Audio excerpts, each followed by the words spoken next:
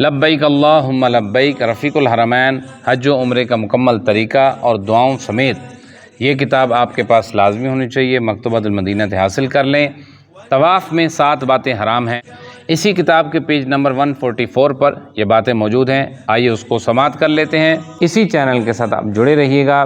اگر کسی نے ابھی تک ہمارا نوری رضوی میڈیا چینل سبسکرائب نہیں کیا، فالو نہیں کیا، تو اس کو فالو کر لیں، فیس بک پر، یوٹیوب پر جا کر اس کو سبسکرائب کر لیں، انشاءاللہ تعالی بہترین اپڈیٹس آپ کو ملتی رہیں گی۔ نمبر 1، بے وضو طواف کرنا حرام ہے۔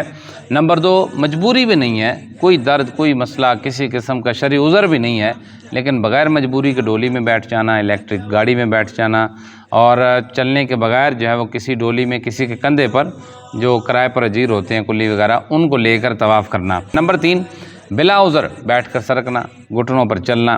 نمبر 4، کعبے کو سیدھے ہاتھ پر لے کر الٹا طواف کرنا، تو الٹا طواف کرنا بھی حرام ہے۔ نمبر 5، طواف میں حتیم کے اندر ہو کر گزرنا۔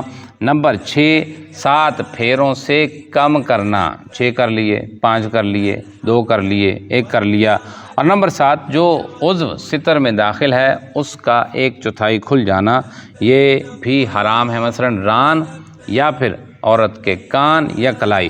اب اسلامی بہنوں کو بڑی خصوصی طور پر توجہ کی التجا ہے کہ جب حجر اسود کو یوں استلام کرتی ہیں تو اس وقت ان کی کلائیاں جو ہے وہ کھل جاتی ہیں، پوری 1/4 کیا وہ پوری کھل جاتی ہیں، تو اس لیے اس پر بڑی توجہ کی حاجت ہے۔